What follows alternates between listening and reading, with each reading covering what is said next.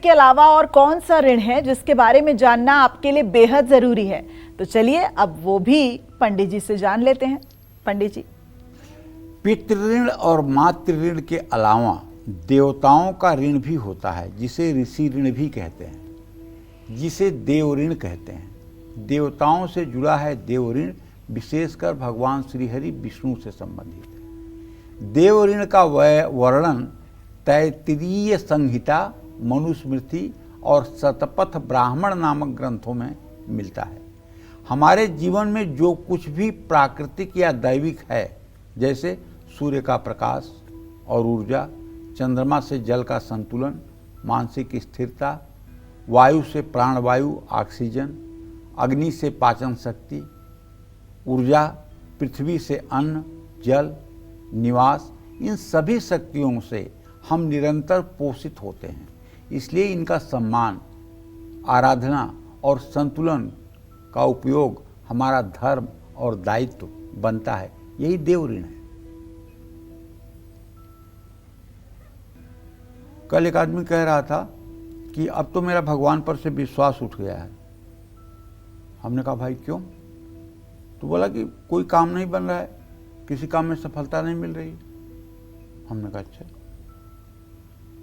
इतनी बड़ी काया आपको भगवान ने दी है और सुंदर रंग रूप दिया है, बुद्धि दिया है, देखने के लिए आंखें दी हैं, बोलने के लिए मुंह दिया है, सुनने के लिए कान दिया है, देखने के लिए सूर्य की रोशनी दी है, चलने के लिए पृथ्वी दी है। ये एहसान कम है भगवान का? आपको नौकरी नहीं मिल रही तो भगवान नहीं है, और भगवान पर से आपकी श्रद्धा खत्म हो रही है। भगवान पर से श्रद्धा खत्म करके आप भगवान का क्या नुकसान करेंगे? उल्टे आप नास्तिक हो जाएंगे, दुराचारी हो जाएंगे, कानून के अपराधी हो जाएंगे, गलत मार्ग पर चलेंगे, जीवन नारकी हो जाएगा। भगवान को न मानने से भगवान का क्या नुकसान करोगे? भगवान को शिशुपाल ने 100 गालियां दी तो भगवान का क्या बिगड़ा? दंतवक्त गालियां देता रहा, भगवान का क्या बिगड़ा? दुर्योधन ने कहा बांध लो इसको, भगवान का क्या बिगड़ा? लेकिन सबका क्या हाल हुआ जरा सोच के देखिए। तो कहने का मतलब, हमें सब कुछ तो होना चाहिए, लेकिन कभी भी हमें भगवान के ऊपर से अपना विश्वास कम नहीं करना चाहिए। ज्यों-ज्यों विपत्ति बढ़े त्यों विश्वास और बढ़ाना चाहिए।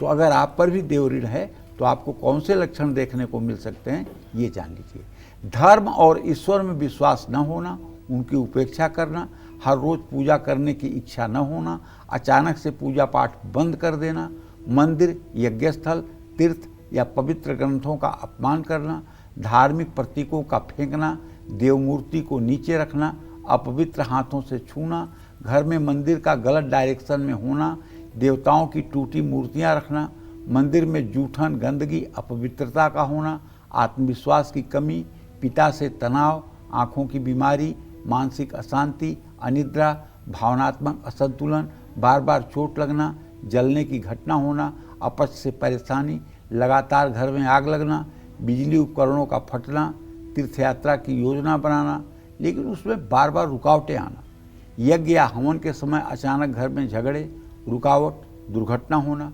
संपत्ति होने के बाद भी उसका सुख न भोग पाना, ये सब देव ऋण के लक्षण हैं।